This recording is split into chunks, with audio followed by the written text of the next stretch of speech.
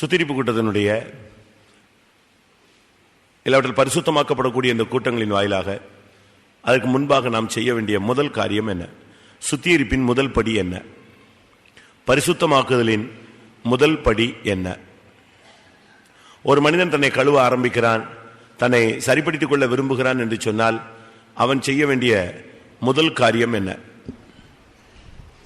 அதை செய்யாமல் அவன் அடுத்த பகுதியில் போகும் பொழுது அது முறையற்ற ஒரு போக்காக காணப்படும்.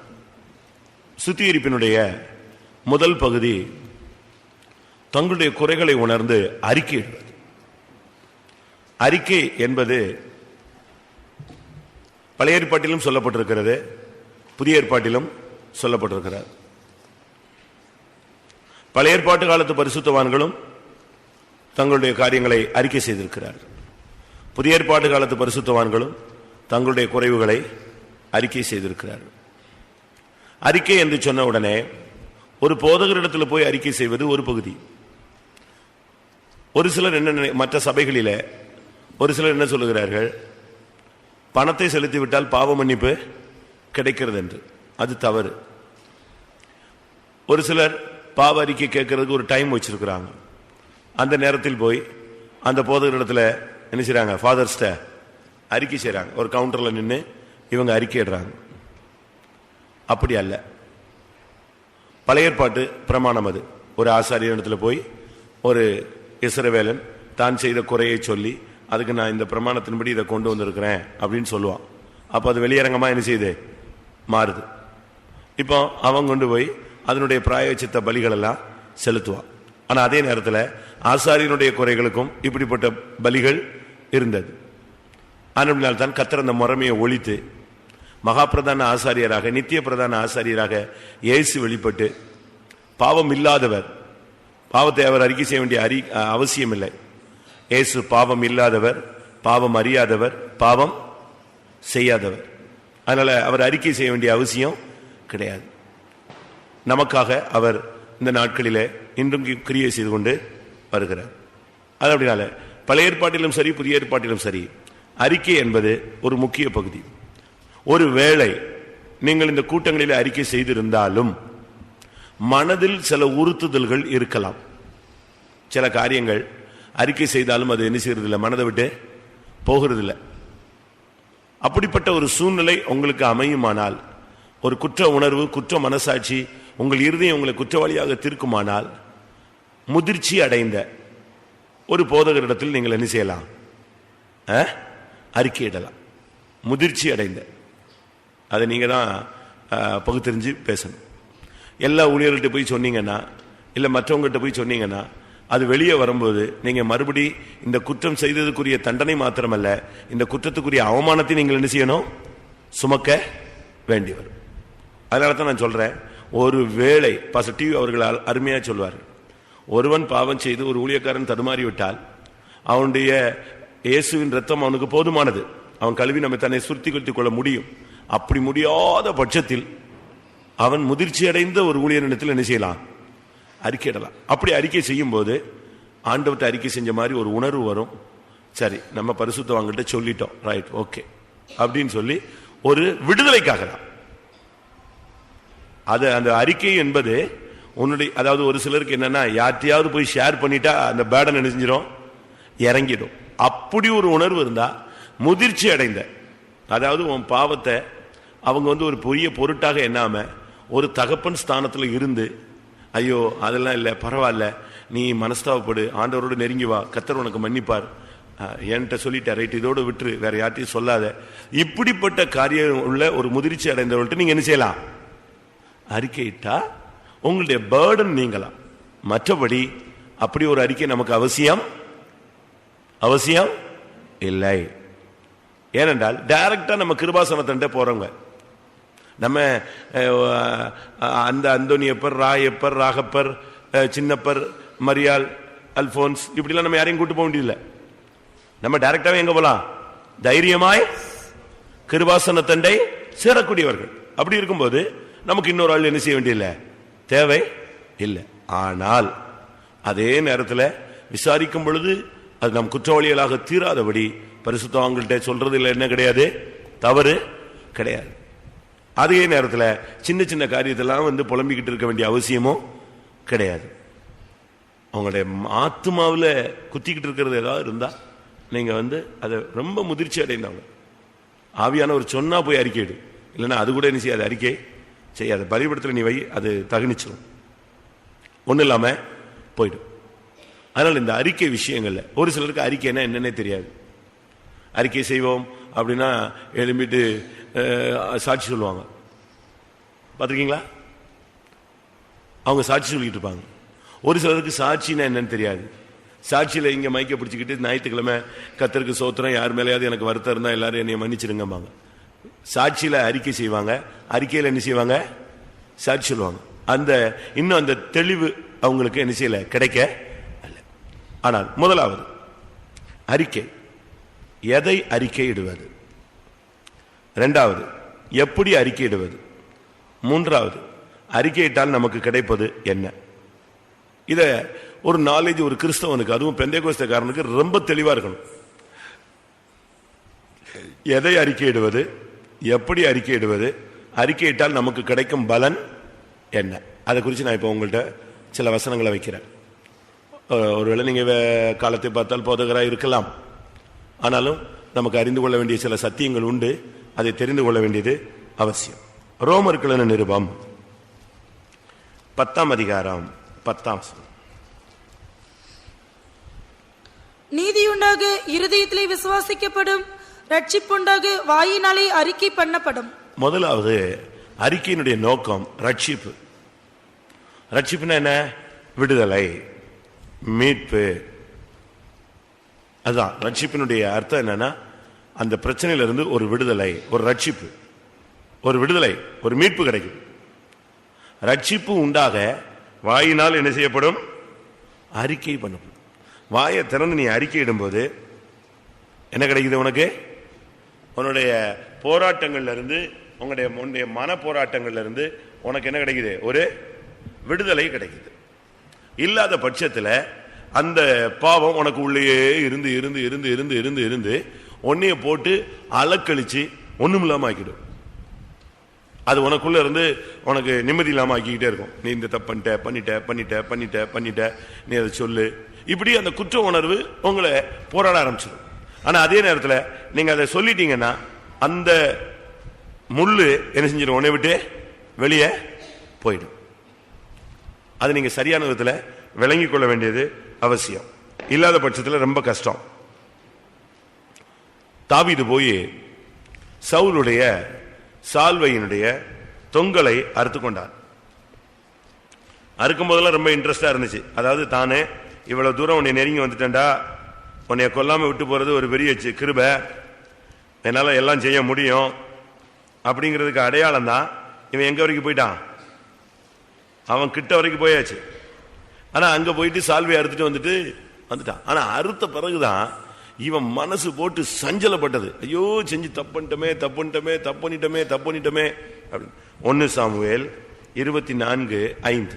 தாவீது சவுலின் சால்வை தொங்கலை அறுத்து கொண்டது நிமித்தம் அவன் மனது அடித்துக் கொண்டிருந்தது. அவன் மனது அடித்துக் கொண்டே இருந்தது. பட பட பட பட. ஐயோ, தப்புட்டோம் தப்புனிட்டோம். இவ்வளவு தூரம் போய் மன்னிச்சுட்டு விட்டுட்டு வந்துட்டு நம்ம என்னவோ பெரிய சாதனை சாதிச்சிட்டோங்கிறதுக்கு அடையாளமா எதை செஞ்சுட்டு வந்துட்டோம்? சால்வை போய் அறுத்துட்டோமே, எவ்வளவு பெரிய தப்பு. அவனுடைய மனது அது நிமித்தம் அடித்துக்கொண்டே இருந்தது. இதுதான் ஒரு விசுவாசி, ஒரு உண்மையான விசுவாசி, உண்மையான ஊழியனுடைய அடையாளம். நான் பிரசங்கம் பண்ணி இல்லவட்ட இன்னொருத்த தம்பி நீ செஞ்சது தப்பு, தங்கச்சி சிஸ்டர் பிரதர் நீ செஞ்சது தப்பு, என்ன தப்பு, ஏன் தப்பு, என்னத்துக்கு, நான் செஞ்சது கரெக்ட் தான், இப்படித்தான் பண்ணினேன், இதனால தான் பண்ணினேன், இப்படிலாம் சொல்ல வேண்டிய அவசியம் இல்லை. நீ கரெக்டா இருந்தா உனக்குள்ளேயே ஒரு சின்ன தவறு நடந்த உடனே பெல் அடிக்கணும், எடுத்தடிக்கும்.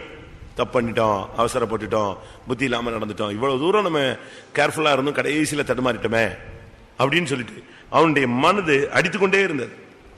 அதை கிளியர் பண்ற வரைக்கும் அவனுக்கு சமாதானமே இல்லை. 1 சாமுவேல் 24:11. என் தகப்பனை பாரும், என் கையில் இருக்கிற உம்முடைய சால்வையின் தொங்கலை பாரும். பாத்தீங்களா? இப்ப அவனை மாமனாரை எப்படி அழைக்கிறான்? சொல்லுங்க, மாமனார் எப்படி மாறிட்டாரு? அறிக்கை செய்யும் பொழுது அவன் சொல்றான், என் தகப்பனே பாரும். எவ்வளவு வித்தியாசமான ஒரு அறிக்கை பாருங்க. இவனை கொல்லணும்னு அந்த மாமனார் முடிவெடுத்துட்டான். இவனை மருமகனா பார்க்கல, இவனை யாரா பார்த்துட்டு இருக்கான்?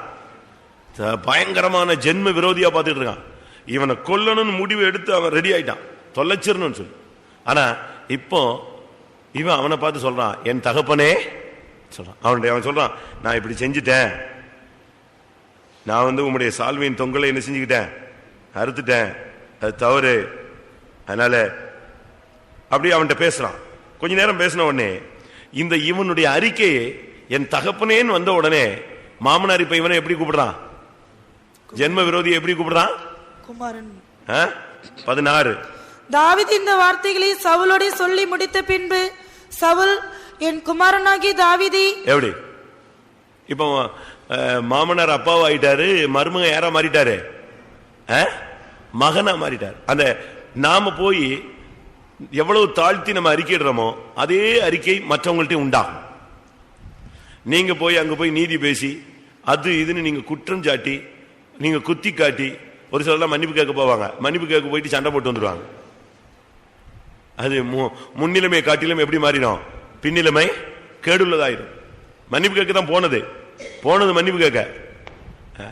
சங்கீதத்தில் சொல்லியிருக்கு, நான் சமாதானத்தை நாடுகிறேன், அவர்களோ யுத்தத்துக்கு என்ன செய்கிறார்கள், எத்தனைப்படுகிறார்கள். அப்படி அல்ல, அறிக்கை கரெக்டா இருந்துச்சுன்னா அவன் ஜென்ம விரோதி கூட அப்படி சேஞ்ச் ஆயிடுவான்.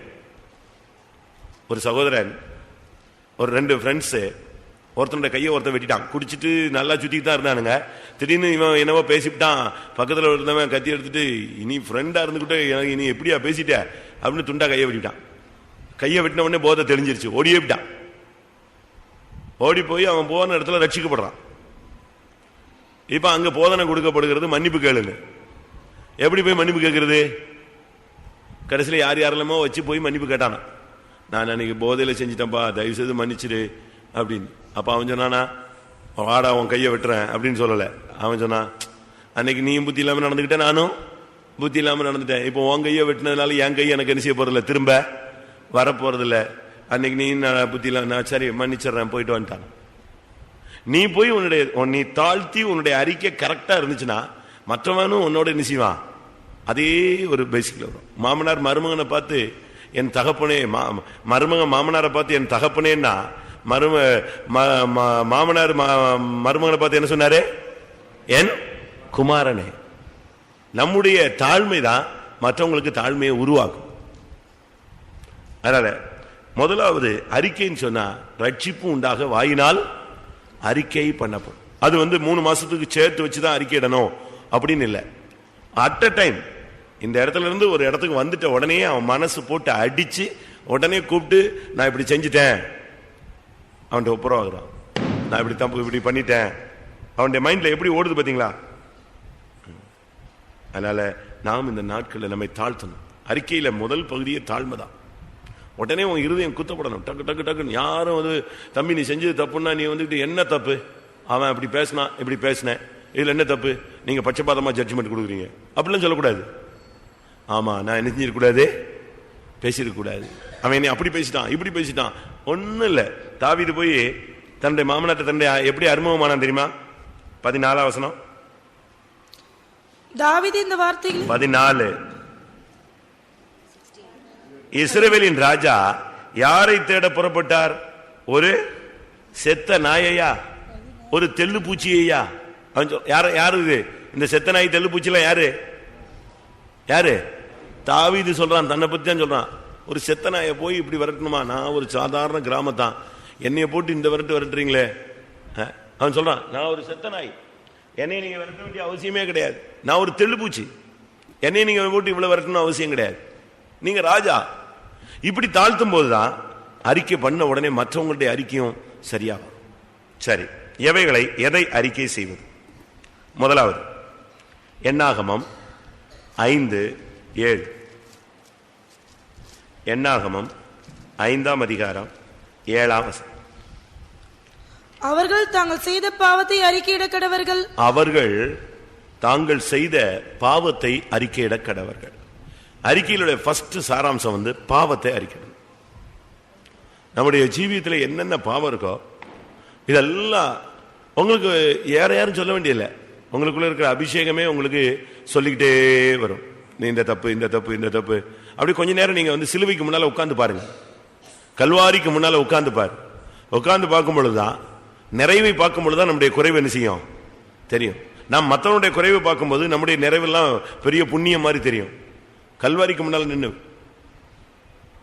அவருடைய ரத்தத்தில் முன்னால போய் நில்லு.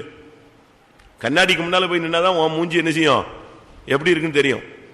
உன் தலைமுடி எப்படி சீவி இருக்கிற, நீ என்ன பண்ணியிருக்கிற, எவ்வளவு பவுடர் போட்டிருக்கிற, என்ன லட்சணத்தில் பரப்பிட்டு இருக்கிற, ட்ரெஸ் ஒழுங்கா பண்ணியிருக்கியான்னு எங்க பார்த்தா தான் தெரியும்.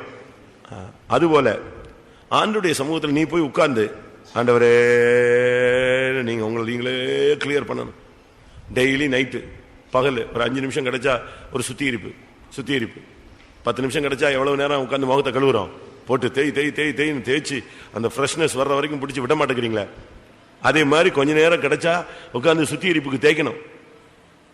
சவுக்காரு மன்னாருடைய சவுக்காரத்தை எடுக்கிற மாதிரி எடுத்து உட்கார்ந்து நீங்களே சுத்திகரிக்கணும். தனியா உட்கார்ந்து அழலாம், ஒன்றும் தப்பு கிடையாது, பாவம் கிடையாது. அவர்கள் தாங்கள் செய்த பாவங்களை என்ன செய்ய கடவர்கள், அறிக்கை இட கடவர். சரியான ஒரு அறிக்கை. அப்படி அறிக்கை இடலைன்னா ரொம்ப கஷ்டம். அறிக்கை இடலைன்னு சொன்னா ரொம்ப தப்பு. அவர்கள் தங்கள் பாவங்களை அறிக்கையிடாவிட்டால் நான் அவர்களை சூறையாட அனுமதிப்பேன் அப்படிங்கிறார். நம்முடைய பாவம் நமக்குள்ள அறிக்கை செய்யாம உள்ள ஸ்டோர் பண்ணி கிடக்கிறதுனாலதான் நமக்குள்ள பலவிதமான நஷ்டங்கள். இல்லைன்னு சொன்னா அந்த பாவங்கள் அப்படியே இருந்துச்சுன்னு சொன்னா நாம எல்லாம் சூறையாடப்பட்டு போவோம், ஐஸ்வர்யம் குறையும். எரேமியா 15:13 பாத்தீங்கன்னா, உன்னுடைய எல்லா பாவங்களின் நிமித்தம் நான் உன் ஆஸ்தியையும் உன் பொக்கிஷங்களையும் கரையும் இல்லாமல் சூறையிடுவிப்பேன். அப்ப பாவம் நமக்குள்ள கடந்து அறிக்கையிடாம அங்கேயே உள்ள கடந்தா ஆஸ்தி ஐஸ்வர்யம் எல்லாம் குறையும், ஆசீர்வாதங்கள் எல்லாம் குறையும். அதனால முதலாவது நம்முடைய பாவங்களை அறிக்கணும். எதெல்லாம் பாவம், அது ஒரு லிஸ்ட் இருக்கு. நான் இப்ப அந்த லைன்ல போறது இல்லை. பாவங்கள்னு சொன்னா அது கணக்கு வழக்கெல்லாம் இருக்கு. 2 விதமான பாவம். ஒன்னு மரணத்துக்கு ஏதுவான பாவம், மற்றொன்று மரணத்துக்கு ஏதுவல்லாத பாவம் அப்படின்னு பைபிள்ல இருக்கு. அது என்ன? ஒரு குற்றத்துக்கு பேரு, ஒரு பாவத்துக்கு பேரு மரணத்துக்கு ஏதுவான பாவம், இன்னொரு குற்றத்துக்கு பேரு மரணத்துக்கு ஏதுவல்லாத பாவம். 1 யோவான் 5ஆம் அதிகாரம் நாம் பார்க்கும் பொழுது 16ஆம் வசனம். மரணத்துக்கு ஏதுவல்லாத பாவத்தை தன் சகோதரன் செய்ய ஒருவன் கண்டால் அவன் வேண்டுதல் செய்ய கடவன், அப்பொழுது அவனுக்கு ஜீவனை கொடுப்பார். யாருக்கென்றால் மரணத்துக்கு ஏதுவல்லாத பாவத்தை செய்தவர்களுக்கு மரணத்துக்கு ஏதுவான பாவம் உண்டு. அதை குறித்து வேண்டுதல் செய்ய நான் சொல்லேன். மரணத்துக்கு ஏதுவான பாவம், மரணத்துக்கு ஏதுவல்லாத பாவம் அப்படின்னு உடனே உங்களுக்கு கொஸ்டின் வரும், அது என்ன லிஸ்ட் எங்க இருக்கு அப்படின்னு. லிஸ்ட் எல்லாம் தெளிவா இருக்கு. எல்லாத்துக்கும் ஒரு தெளிவான லிஸ்ட் பைபிள்ல ரெடியா வச்சிருக்கிறார் ஆண்டவர். எது மரணத்துக்கு ஏதுவானது, எது மரணத்துக்கு ஏதுவல்லாதது.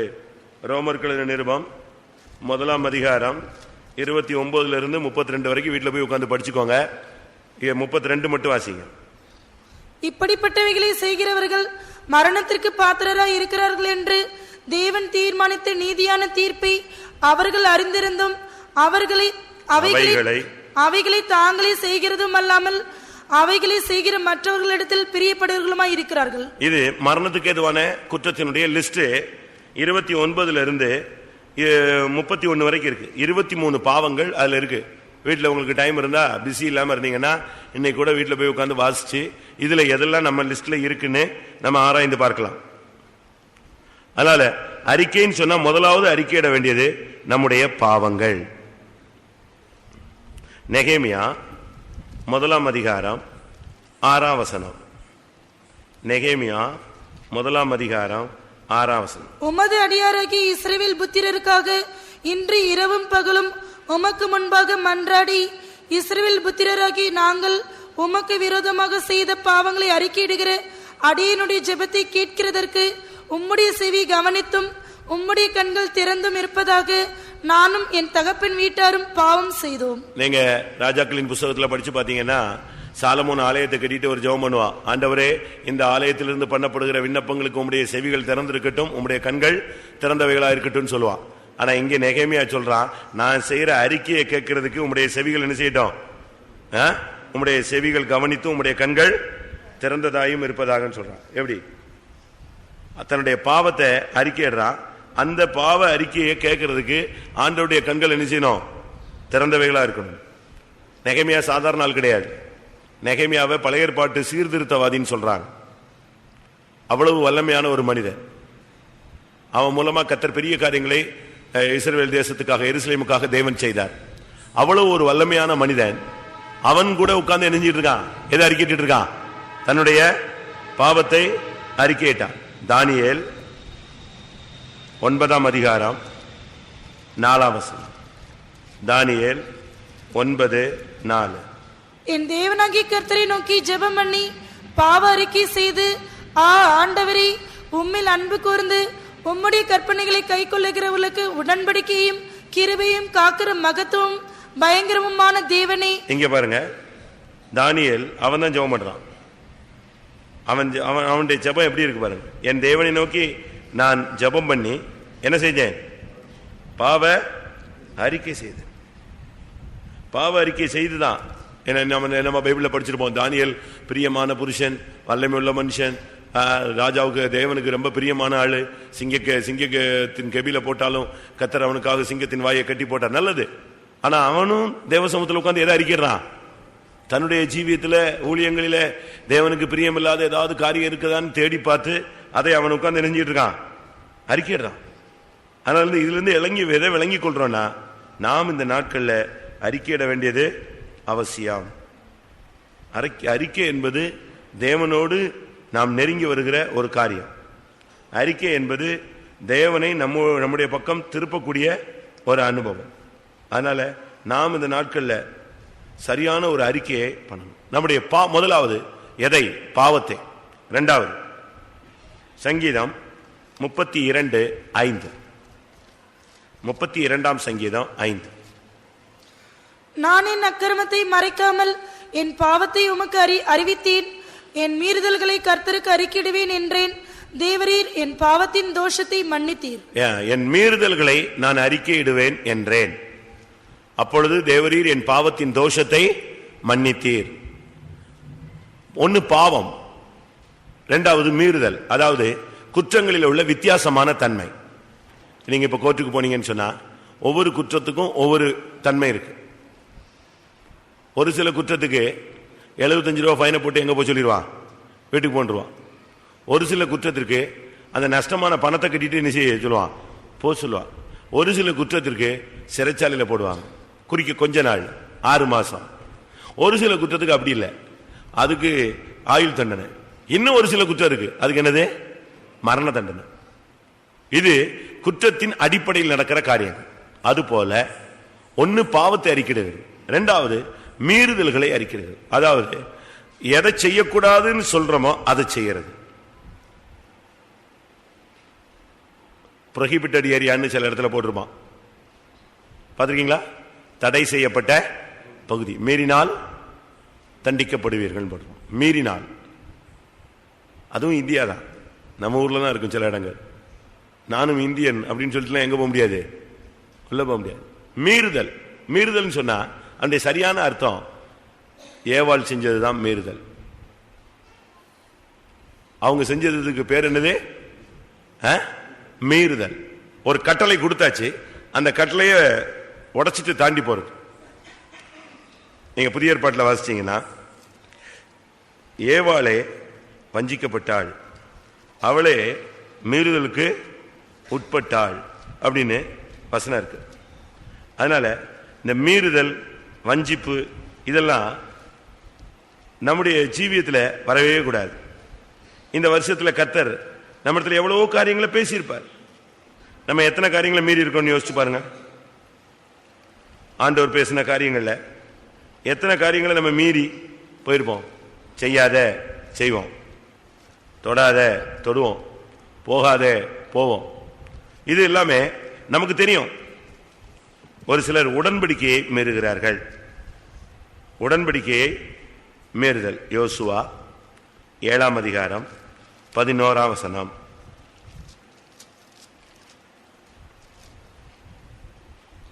இஸ்ரவேலர் பாவம் செய்தார்கள், நான் அவர்களுக்கு கட்டளையிட்டு என் உடன்படிக்கையை மீறினார்கள். சாபத்தீடானதில் எடுத்துக்கொண்டதும் களவு செய்ததும் வஞ்சித்ததும். அன்றைக்கு அந்த எகிப்துல அந்த எரிகோல எதையும் எடுக்கக்கூடாதுன்னு கர்த்தர் ஏற்கனவே நெஞ்சிட்டாரு, சொல்லியாச்சு, எல்லாம் தெளிவா சொல்லியாச்சு. அவ்வளவும் தெளிவா சொன்ன பிறகும் அதை ஓவர்டேக் பண்ணி யார் செஞ்சது? அதை மீறி அவங்க அந்த காரியத்தை செஞ்சான். அந்த ஆகான் அவன் போய் எடுத்துட்டு வந்தான்.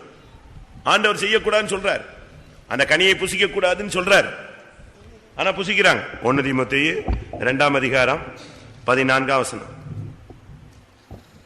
மேலும் ஆதாம் வஞ்சிக்கப்படவில்லை, ஸ்திரீயானவளை வஞ்சிக்கப்பட்டு மீறுதலுக்கு உட்பட்டாள். மீறுதல் அதாவது போகாதேங்கிறத நம்ம தாண்டி போறது. அப்படி உடன்படிக்கை மீறி இருக்கோமா? பிரதிஷ்டையை மீறி இருக்கோமா? உடைச்சிருக்கோமா? யோசிச்சு பாருங்க.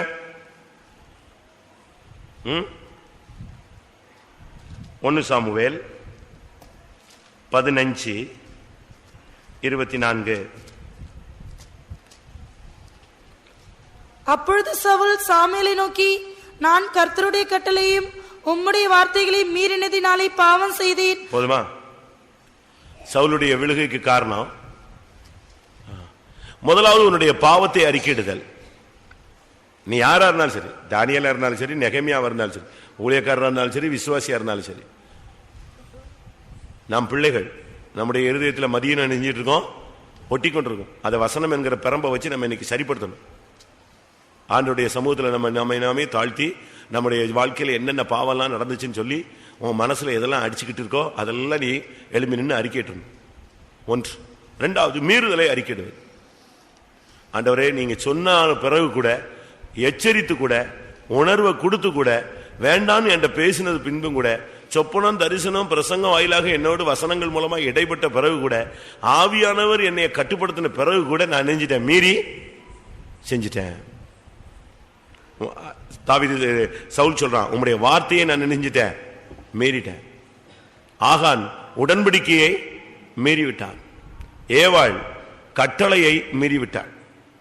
நமக்குள்ள இப்படிப்பட்ட மீறுதல் இருந்தா நாம் அறிக்கையிட வேண்டும். 2ஆம் யோவான் எழுதின 2வது நிருபத்தில் 9ஆம் வசனம். கிறிஸ்துவின் உபதேசத்திலே நிலைத்திராமல் மீறி நடக்கிற இவனும் தேவனை உடையவன் அல்ல. பாத்தீங்களா? கிறிஸ்துவின் உபதேசத்தை மீறுவது.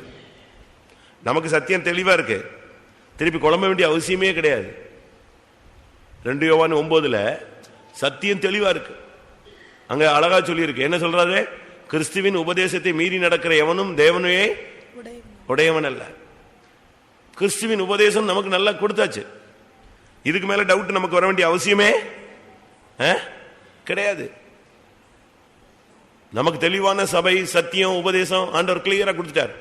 இதுக்கு பிறகு இன்னும் கடந்து என்ன செய்ய வேண்டிய, சந்தேகப்பட்டுக்கிட்டே இருக்க வேண்டிய அவசியம் கிடையாது. உபதேசத்தை மீறி நடந்தால் நீ தேவனை உடையவன் அல்ல. அதனால இந்த நாட்கள்ல ரொம்ப கவனமா இருக்கணும். உங்களுடைய பாவத்தெல்லாம் அறிக்கையிடுங்க. 2வது மீறுதல்கள். இது ட்ரெஸ்பாசர்ஸ், மீறி நடக்கவர்கள். போகாதேன்னு சொன்ன பிறகும் தாண்டி உள்ள பூந்து, அது தப்பு. கர்த்தர் பேசுவார், வேற என்ன செய்ய முடியும்? உன்னை அடிக்கணுமா? அடிச்சா உன்னை தவறு செய்ய விடாம தடுக்கணும். உனக்கு சுயாதீனத்தை கொடுத்திருக்கிறார் ஆண்டவர். அன்னைக்கு ஏதேன் தோட்டத்தில் ஈஸியா தட்டி விட முடியும். ஒரு மிரட்டல் பண்ணிருந்தாருன்னா, ஒரு இடி முழக்க சத்தம் கேட்டுருச்சுன்னா, இவ எங்க எங்க ஓடிருப்பா, ஒரே ஓட்டம் புருஷன் போய் சேர்ந்திருப்பா. அவங்க என்ன பண்றாங்கன்னு பார்த்தாரு. சுயாதீனத்தை எப்படி ஆளுகை செய்யறாங்க பிராக்டிஸ் பண்ணி பார்த்தார். அது ஃபெயிலியர் ஆயிடுச்சு. இந்த வருஷத்தில் நம்முடைய பாவங்கள் எத்தனை, அதை நம்ம இன்னைக்கு தேடி பார்க்கணும். என்னுடைய பாவம் எத்தனை, அதெல்லாம் உட்கார்ந்து அறிக்கையிடணும். நம்முடைய பாவங்கள் எத்தனை, நம்முடைய அக்கிரமங்கள் எத்தனை அப்படின்னு ஒருத்தன் கேட்கிறான். யோபு 13:23. என் அக்கிரமங்களும் பாவங்களும் எத்தனை, என் மீறுதலையும் என் பாவத்தையும் எனக்கு உணர்த்தும். அவன் கேட்கிறான் பாருங்க, என் அக்கிரமங்களும் பாவங்களும் எத்தனை, என் மீறுதல்கள் எத்தனை, என் பாவத்தை எனக்கு உணர்த்துன்னு கேட்க. மூன்றாவதாக அப்போஸ்தலர், ஒன்று பாவத்தை அறிக்கையிடுதல், இரண்டாவது மீறுதலை அறிக்கையிடுதல், மூன்றாவது அப்போஸ்தலர் 19ஆம் அதிகாரம் 18ஆம் வசனம். அப்போஸ்தலர் 19:18. விசுவாசித்தவர்களில் அநேகர் வந்து தங்கள் செய்கைகளை வெளிப்படுத்தி அறிக்கையிட்டார்கள். அடுத்து, உன்னுடைய செய்கைகள்ல எங்க தப்பு, நான் இப்படி செஞ்சிருக்க கூடாது, உன்னுடைய செய்கைகளை நீ அறிக்கணும். நான் இந்த காரியத்தில் இப்படி செஞ்சிட்டேன், இப்படி போயிருக்க கூடாது, இப்படி செஞ்சிட்டேன். ஒருவேளை அது யாருக்கும் தெரியாம இருக்கலாம். சவுலுடைய சால்வையின் தொங்கலை அறுத்தது சவுலுக்கு தெரியாது. ஆனா நான் இப்படி செஞ்சிட்டேன் அப்படின்னு யாரு சொல்லி காட்டினா? தாவீது சொன்னான். அப்ப நாம நம்முடைய காரியங்கள்ல உள்ள செய்கைகள், நீ என்ன செஞ்சங்கிறத கர்த்தர்ட்ட சொல்லு. ஆண்டவரே, நான் இப்படி இப்படி செஞ்சிட்டேன், அது தவறுதான், அது நீங்க சொல்லணும். ஏன்னா உலகத்தில் உள்ள மற்ற செய்கைகள் படி நம்முடைய செய்கைகள் இருக்கக்கூடாது. அப்படித்தானே? நீ விட்டு வந்த எகிப்தின் செய்கைகள் உனக்குள் இருக்கக்கூடாது. நீ போய் சேருகிற கானானுடைய செய்கைகளும் உனக்குள் இருக்க கூடாதுன்னு கட்டளை இருக்கு. நீ விட்டு வந்தது எகிப்து, நீ இப்ப போய் இருக்கிறது கானான். அங்க உள்ள செய்கைகளும் உனக்கு வரக்கூடாது. நீ விட்டு வந்த இடத்துல உள்ள செய்கைகளும் உனக்கு என்ன செய்யக்கூடாது, இருக்கக்கூடாது. எங்க இருக்கு அப்படி? லேவியராகமம் 18ஆம் அதிகாரம் 3ஆம் வசனம். லேவியராகமம் 18:3. நீங்கள் குடியிருந்த எகிப்து தேசத்தாருடைய செய்கையின்படி செய்யாமலும், நான் உங்களை அடைத்து போகிற கானான் தேசத்தாருடைய செய்கையின்படி செய்யாமலும். பாத்தீங்களா, ஆண்டவர் சொல்றாரு, நீ முன்னே இருந்ததான எகிப்தில் உள்ள அந்த செய்கைகள், அந்த பிராக்டிஸ், பழக்க வழக்கம், நான் அப்படித்தான் பழகினேன், இப்படித்தான் இருந்தேன், அந்த கதையெல்லாம் என்ன செய்யக்கூடாது, நீ செய்யக்கூடாது. அதே நேரத்தில் கானானுக்கு போயிட்ட உடனே நான் இப்போ இப்படித்தான் இருக்காங்க, எங்க கூட இருக்கிறவங்க எல்லாம் இப்படித்தான் இருக்காங்க, நானும் அவங்கள மாதிரி அவங்களுக்கு ஒத்து வேஷம் போட்டாதான் அங்க உட்கார முடியும் அப்படின்னு சொல்லிட்டு அவங்க செய்கைகளுக்கு நீ உடன்படக்கூடாது. நீ கர்த்தர் உன்னை நடத்துற பாதையில கர்த்தருடைய வசனத்தின்படி உள்ள செய்கைகளை நிலைச்சிருக்கணும். பவுலுடைய காலங்கள்ல அந்த ஜனங்கள்ல மந்திரவாதிகள்லாம் இருந்தாங்க ரட்சிக்கப்படும் போது. அந்த வசனம், அதுக்கு அடுத்த வசனம் பாத்தீங்கன்னா மந்திரவாதிகளுடைய சரித்திரம். அவங்க எல்லாம் சொன்னாங்க, ஐயோ நாங்க அவங்களுக்கு தீமையா பண்ணிட்டோம், இவங்களுக்கு தீமை பண்ணிட்டோம், எத்தனையோ குடும்பத்துக்கு நான் செய்வனை செஞ்சுட்டேன், பிசாசை ஏவி விட்டுட்டேன். அதுதான் செய்கைகள். நான் அப்படி பண்ணிட்டேன், இப்படி பண்ணிட்டேன், அநேகருக்கு நான் தீங்கு விளைவிச்சிட்டேன், அநேகருக்கு நஷ்டத்தை உண்டாக்கிட்டேன், அநேகரை கண்ணீர் வடிக்க வச்சேன். இந்த செய்கைகளை அறிக்கையிட்டாங்க. நமக்குள்ள என்ன செய்கைகள் இருக்கு? எகிப்தின் செய்கை இருக்கா? இல்ல கானானுடைய குடிகளுடைய ஆவியினுடைய செய்கைகள் இருக்கா? யோசிச்சு பாருங்க. கொலோசியர் 3ஆம் அதிகாரம், கொலோசியர் 3ஆம் அதிகாரம் 9ஆம் வசனம். ஒருவருக்கொருவர் பொய் சொல்லாதிருங்கள், பழைய மனுஷனையும் அவன் செய்கைகளையும் கலைந்து போட்டு. பழைய மனுஷனையும் அவன் செய்கைகள். பழைய மனுஷனை யாரு? நம்ம ஜாதி புத்தி, ஊர் புத்தி, பேர் புத்தி, குடும்ப புத்தி, இதெல்லாம் உள்ளது. இதுதான் என்னது? ஜென்ம சுபாவம், பழைய மனுஷன். இந்த பழைய மனுஷனுடைய செய்கைகள் எல்லாம் கலைந்து போடுங்கள். இது இந்த வருஷத்துல எத்தனை ட்ரிப் ஜென்ம சுபாவம் வந்துச்சு? நான் யார் தெரியுமா? வந்துச்சா?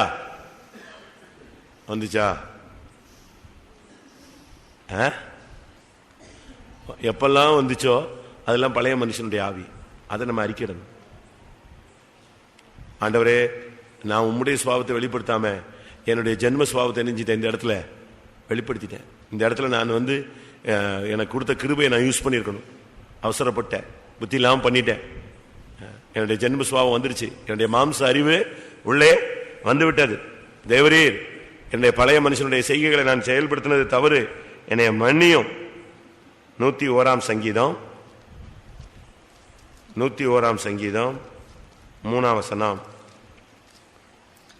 தீங்கான காரியத்தை என் கண்முன் வைக்க மாட்டேன், வழி விலகுகிறவர்களின் செய்கையை வெறுக்கிறேன். வழி விலகுகிறவர்களின் செய்கை அப்படின்னா அந்த பின்மாற்றக்காரர்கள். சபைக்குள்ள வந்துட்ட பிறகு இந்த சபைக்குள்ளேயே கொஞ்சம் குழப்பவாதிகள்லாம் இருப்பாங்க. வழி விலகுகிறவர்கள் சரியான வழியில போக மாட்டாங்க. இந்த வழி விலகுகளுடைய செய்கைகளை நீ வெறுக்கணும், அவங்கள ஃபாலோ பண்ணக்கூடாது. அவன் 10 வருஷம் விசுவாசி, 8 வருஷம் விசுவாசி, 20 வருஷம் விசுவாசி, அவனே இப்படித்தான் இருக்கிறான் அப்படின்ட்டு அவனை நீ பார்க்க கூடாது. உனக்காக அவன் மரிக்கல. அதனாலதான் பவுல் ஒரு இடத்துல கேட்கிறார், பவுல் மரிச்சாரா, அப்போல்லோ மரிச்சானா, பேதுரு மரிச்சானா, கேபா மரிச்சானா? யார் மரிச்சது? யாரு உனக்காக மரிச்சது? யாரு? ஏசுன்னு சொல்றார். அதனால நீங்க இந்த சபைக்குள்ள வந்துட்டு மற்றவர்களுடைய செய்கைகள் எல்லாம் நீங்க பார்த்துட்டு இருக்க கூடாது.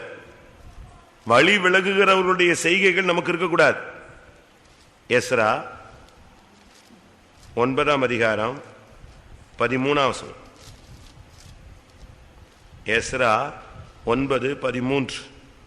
இப்பொழுதும் எங்கள் தேவனே, எங்கள் பொல்லாத செய்கைகளினாலும் எங்கள் பெரிய குற்றத்தினாலும் இவைகள் எல்லாம் எங்கள் மேல் வந்தும் தேவரீர் எங்கள் அக்கிரமத்துக்கு தக்க ஆக்கினையை எங்களுக்கு இடாமல் எங்களை இப்படி தப்பிவிட்டிருக்கையில். எப்படி? எங்கள் தேவனே, எங்கள் பொல்லாத செய்கைகளினாலும் பெரிய குற்றத்தினாலும் பெரிய தவறுகள் எங்கள் மேல் வந்திருந்தோம், நீர் எங்களை தப்ப விட்டிருக்கிறீர். இங்க சொல்ற செய்கை என்ன? பொல்லாத செய்கை. ஒன்று, பாவத்தை அறிக்கையிடுங்கள். இரண்டாவது, எந்தெந்த இடங்களில் மீறி நம்ம செயல்பட்டோம், தெரிந்தும் மீறி செயல்பட்டோம், கட்டளை சரியாக கிடைத்தும் மீறி செயல்பட்டோம், அதே அறிக்கையிடுங்கள். எந்தெந்த இடங்களில் உலகத்து மனுஷனுடைய செய்கை, ஜென்ம சுபாவத்தினுடைய செய்கை, பழைய மனுஷனுடைய தன்மைகள், நம்முடைய பழக்க வழக்கங்களில் என்னென்ன குறைகள் வந்ததோ அதை நாம் அறிக்கையிட வேண்டியது அவசியம். யாக்கோபு 5ஆம் அதிகாரம் 16ஆம் வசனம். நீங்கள் சொஸ்தமடையும்படிக்கு உங்கள் குற்றங்களை ஒருவருக்கொருவர் அறிக்கையிட்டு. குற்றங்களை அறிக்கையிடுதல், இது ஒரு பாவத்தினுடைய அடுத்த வேரியேஷன். குற்றம். இந்த குற்றம் சொன்னா எஸ்ரா 9ஆம் அதிகாரம் 6ஆம் வசனம். என் தேவனே, நான் என் முகத்தை என் தேவனாகிய உமக்கு முன்பாக ஏறெடுக்க வெட்கி கலங்குகிறேன். எங்கள் அக்கிரமங்கள் எங்கள் தலைக்கு மேலாக பெருகிற்று, எங்கள் குற்றம் வானபரியந்தம் வளர்ந்து போயிற்று. எவ்வளவு பெரிய குற்றம்! குற்றம் எங்க வரைக்கும் வந்துருச்சு?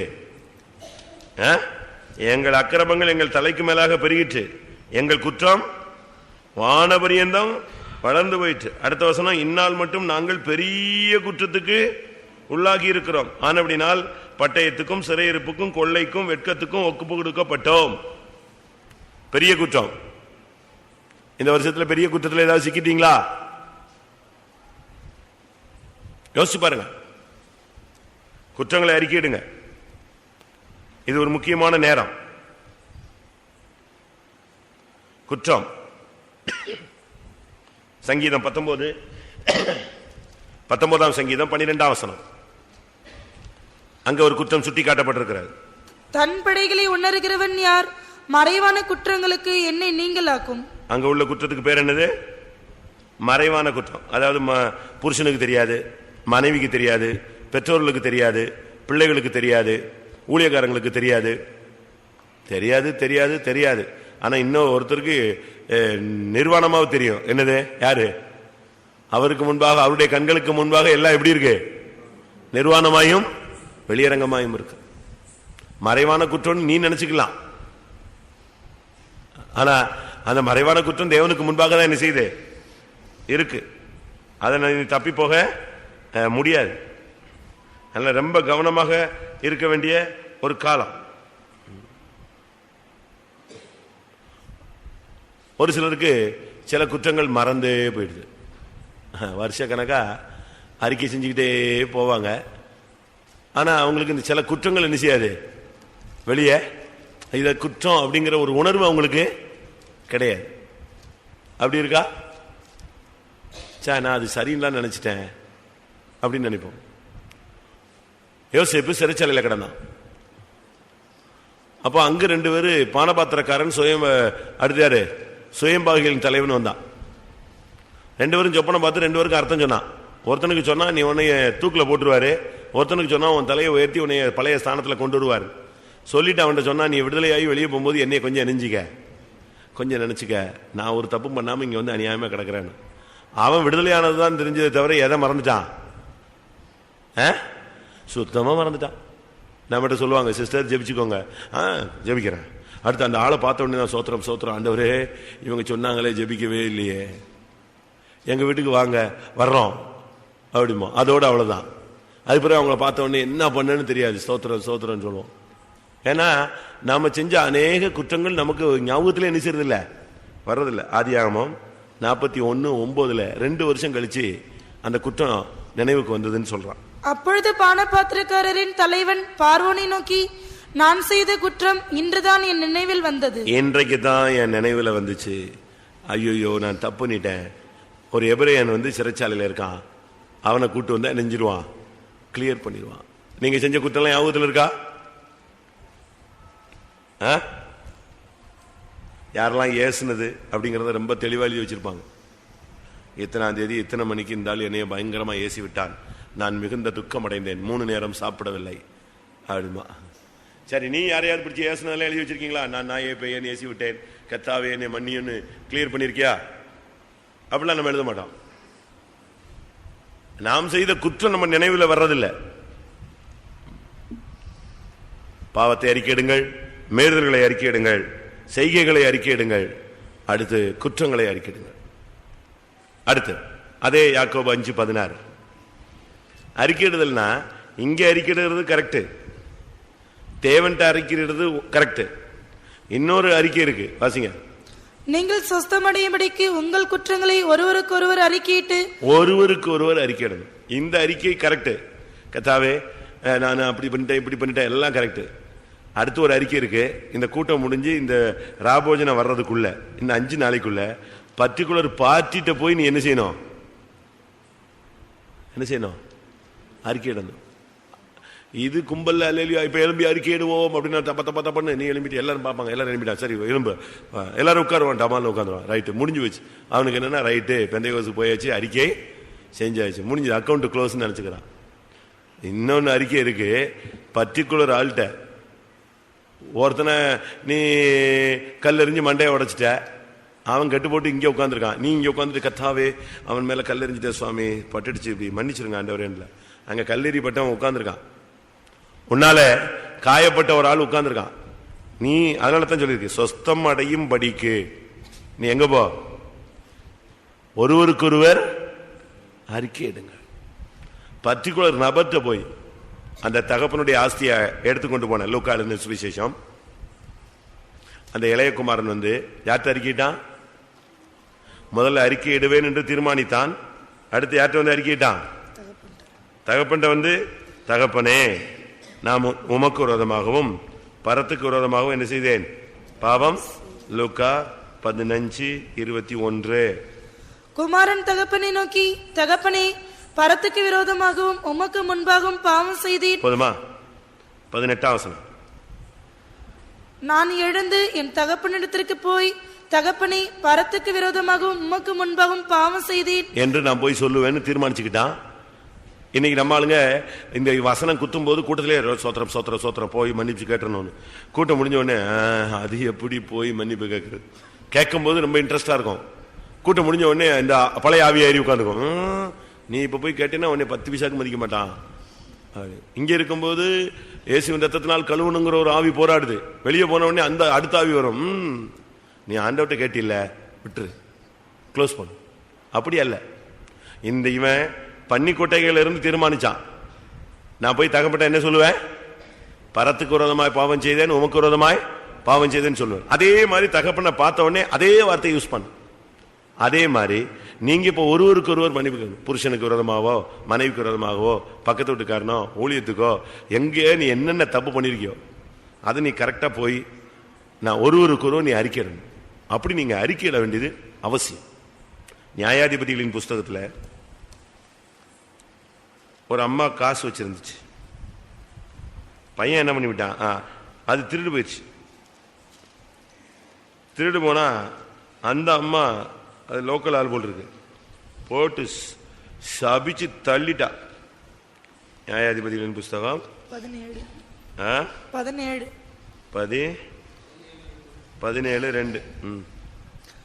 அவன் தன் தாயை நோக்கி, உன்னிடத்திலிருந்து 1100 வெள்ளிக்காசு களவு போயிற்றே, அதை குறித்து என் காதில் கேட்க நீ சாபமிட்டாயி, அந்த பணம் இதோ என்னிடத்தில் இருக்கிறது, அதை எடுத்தவன் நான் தான் என்றான். அதற்கு அவன் தாய், என் மகனே நீ கர்த்தரால் ஆசீர்வதிக்கப்படுவாய் என்றாள். அம்மாவுடைய காசு எடுத்தது யாரு? நீங்க என்ன செய்வீங்க சொல்லுங்களேன்? உங்க அம்மா காசையோ புருஷன் காசையோ பிள்ளை காசையோ எதோ எடுத்துட்டீங்க, மாட்டிக்கிற கண்டிஷனுக்கு வந்துருச்சு, காணல, தேடுறான், தடுமாறுறான்னு வந்த உடனே நீங்க என்ன செய்வீங்க சொல்லுங்க? உங்க பிராக்டிஸ் சொல்லுங்க, சும்மா சொல்லுங்க. புருஷன் வெளியே போன நேரத்தில் டப்பான்னு கொண்டு போய் காசு அந்த இடத்துல வச்சுட்டு, என்னங்க நீங்க நல்லாவே பார்க்கல, இங்கேதான் இருந்திருக்கு அப்படின்ற ஒரே போடு. அவன் மெண்டல் ஆயிடுவான். என்னடா இவ்வளவு நேரம் இங்கதான் சுத்தி தேடின. ஆனா ஆள் யாரு? ஆனா இந்த பையன் என்ன பண்ணா தெரியுமா? ஏம்மா என் காதுகள் கேட்ட சாபமிட்டாயே அந்த பணம் என்ன இதோ இருக்கிறது, அதை எடுத்தது யார் தான்? நான் தான். அவன் நினைச்சிருந்தா அம்மா வெளியே போன நேரத்தில் கொண்டு வந்து பணத்தை எங்க வச்சுட்டு போயிடலாம், எங்க வச்சிடலாம், அங்கேயே வச்சிடலாம். இல்ல கடைசி வரைக்கும் சொல்லாமலே இருந்து பக்கத்து வீட்டுக்காரன் சண்டையை போட்டு சாவுன்னு சொல்லிட்டு இவன் பேசாம விட்டுறலாம். ஆனா அந்த சாபத்தை கேட்ட உடனே இவனுக்கு கலக்கமாயிடுச்சு. அப்பா இந்த நம்ம அம்மா போடுற சாபத்துல நம்ம வாழ்க்கையே விளங்காது போல் இருக்குன்ட்டு முடிவு பண்ணிட்டான். அவன் நேரம் வந்தான், நீ சாபம் என் காது கேட்க சாபம் பயங்கரமா போட்ட, பட் எடுத்தது யாருதான்? நான் தான், இந்த வச்சுக்கோ. அந்த சாபத்தை கேட்டு அவன் அந்த பாவத்தை அறிக்கையிட்டு கொண்டு போய் பணத்தை கொடுத்த உடனே அடுத்த வார்த்தை என்ன கிடைச்சது சொல்லுங்க? என் மகனே நீ கர்த்தரால் ஆசீர்வதிக்கப்படுவாய். இல்லன்னு சொன்னா இந்த பாவத்தை அறிக்கை செய்யாம ஒளிச்சு வச்சுக்கிட்டு போய்கிட்டே இருந்தான்னா அவன் யாரு? அந்த சாபம் அப்படியே என்ன செய்யும்? ஏன்னா காரணத்தோடு இட்ட சாபம், காரணம் இல்லாமல் இட்ட சாபம் தான் என்ன செய்யாது, தங்காது. அப்ப இவன் திருடனவன சபிச்சாச்சு, இந்த சாபம் அவ்வளவும் இவன் தலையில வந்து விடிஞ்சிருக்கும், பலிச்சிருக்கும். ஆனா இவன் போய் அந்த குறைய ஒத்துக்கிட்டு அறிக்கையிட்டு நான் தான் சொல்லிட்டு ஒரு காசு குறைவில்லாம அப்படியே டிட்டோவை கையில கொடுத்த உடனே அவள் தாய் சொன்னா, என் மகனே நீ கர்த்தரால் ஆசீர்வதிக்கப்படுவாய். அவன் அந்த 1100 வெள்ளிக்காசை தன் தாயினிடத்தில் திரும்ப கொடுத்தான். எப்படி இருக்கும்? அப்ப அந்த பெண் சொன்னா, இப்போதும் இதை உனக்கு திரும்ப கொடுக்கிறேன். ஆசீர்வாதமா மாறிடுச்சா? எவ்வளவு நாள் கொடுக்க மாட்டேன்னு சொல்லிட்டு இருந்த தாய் மொத்த பணத்தையும் தூக்கிட்டு ஓடிடுவான்னு நினைச்சா.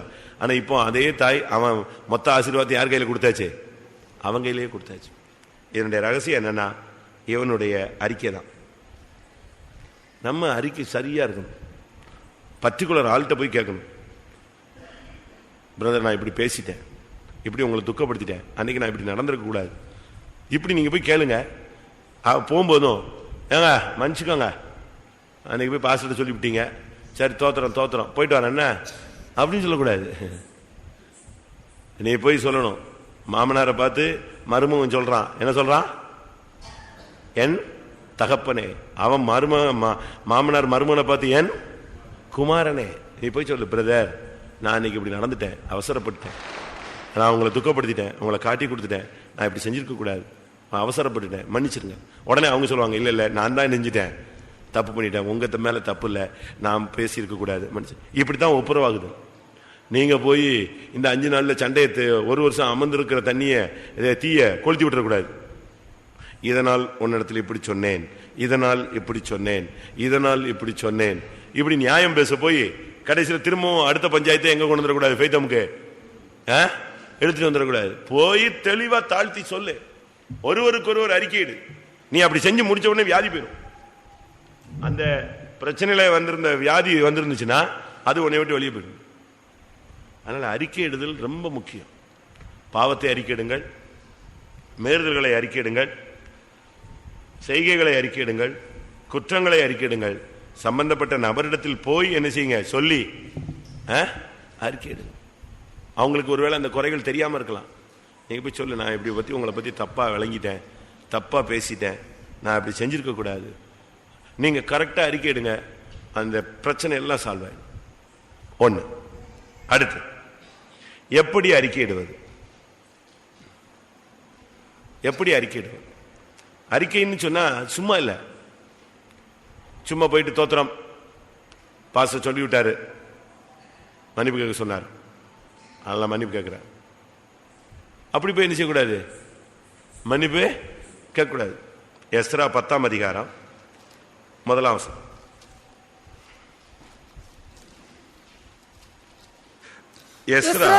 எஸ்ரா இப்படி விண்ணப்பம் பண்ணி அறிக்கையிட்டு அழுது, அறிக்கையிட்டு என்ன செஞ்சானா, அழுதான். நான் இப்படி பண்ணிட்டேனே ஆண்டவரே. எஸ்ரா எவ்வளவு பெரிய ஆள் தெரியுமா? அவன் தேறின வேதபாரகன், தேவனுடைய வசனத்தை கை கொண்டது ஜீவிக்கிற ஒரு மனுஷன், தன் இருதயத்தை பக்குவப்படுத்தியிருந்த மனுஷன். அவன் போய் ஆண்டவருடைய சமூகத்தில் சொல்றான், அறிக்கையிட்டு அழுகிறான், ஆண்டவரே இப்படி நடந்துருச்சு, நான் கோவப்பட்டிருக்க கூடாது, நான் இப்படி பண்ணிருக்க கூடாது, ஆண்டவரே இந்த விஷயத்துல நான் இப்படி செஞ்சிட்டனோ. ஒரு அறிக்கையிட்டு அழுது என்ன செய்யணும்? அறிக்கையிட்டு அழுது தேவனுடைய ஆலயத்துக்கு முன்பாக தாழ விழுந்து கிடந்தான். எப்படி இருக்கும் பாருங்க. அப்ப ஜனங்களும் ஸ்திரீகளும் பெரிய கூட்டமே அவனை தேடி வந்துருச்சு. ஏன் அழுகிறீங்க? ஜனங்கள்லாம் சேர்ந்து அழுதாங்க. அதான் பாவ உணர்வு. நமக்கு சும்மா அறிக்கை இல்லை. அறிக்கை கூட்டத்தில் ஒரு நிமிஷமாவது நீ அறிக்கையிட்டு அழணும். கர்த்தாவே என்னுடைய அக்கிரமங்கள் இவ்வளவு ஆயிடுச்சு சுவாமி. இரண்டாவது நெகேமியா 9ஆம் அதிகாரம் 3வது. அவர்கள் எழுந்திருந்து தங்கள் நிலையில் நின்றார்கள். ஒரு சிலர் சொல்றாங்க, பெந்தேகோஸ்துல இடத்துக்கு எழுப்பி விட்டு அறிக்கையிடுறாங்க. பாவரிக்கை தான் கிடையாது இல்ல, பாதத்தை சொல்ற மாதிரி தானா தானே அறிக்கையிடணும். அது முழங்கால் போட்டு அறிக்கையிடலாமே அப்படிமா. அதுக்கு தான் உனக்கு வர வசனம். அவர்கள் எழுந்திருந்து என்ன செஞ்சாங்க? தங்கள் நிலையில் நின்றார்கள். அடுத்து, அப்பொழுது ஒரு ஜாம மட்டும் அவர்களுடைய தேவனாகிய கர்த்தரின் நியாயப்பிரமாண புஸ்தகம் வாசிக்கப்பட்டது. பின்பு ஒரு ஜாம மட்டும் அவர்கள் பாவ அறிக்கை பண்ணி தங்கள் தேவனாகிய கர்த்தரை பணிந்து கொண்டார்கள். அறிக்கையிட்டு அந்த 2ஆம் வசனத்தில் தங்கள் பாவங்களையும் தங்கள் பிதாவங்களின் பாவங்களையும் எல்லாத்தையும் கிளியரா செஞ்சு கிளியர் பண்ணிட்டு எல்லாரும் பணிந்து கொண்டார்கள். பாவ அறிக்கையில ஒரு பணிவு இருக்கணும். நீ போய் மன்னிப்பு கேட்கும் போது ஒரு பணிவோட கேட்கணும். பாவ அறிக்கையிட்டு ஒரு ஜாமம் மட்டும் நியாயப்பிரமாண புஸ்தகம் வாசிக்கப்பட்டது. அதான் இப்ப டைம். இந்த ஒரு ஜாமம் நான் வசனமாக சொல்லிக்கிட்டே போறேன். அடுத்து ஒரு ஜாமம் டைம் கொடுப்போம் கொஞ்ச நேரம். அதுல நீங்க எல்லாரும் எளிமையா நின்று என்ன செய்யணும்? பாவத்தை அறிக்கணும். அறிக்கை இட்டு நீங்க பணிஞ்சு கொள்ளணும். கர்த்தாவே இனிமேல் என்னுடைய வாழ்க்கையில் இப்படி வரக்கூடாது. பணிவோடு அறிக்கை.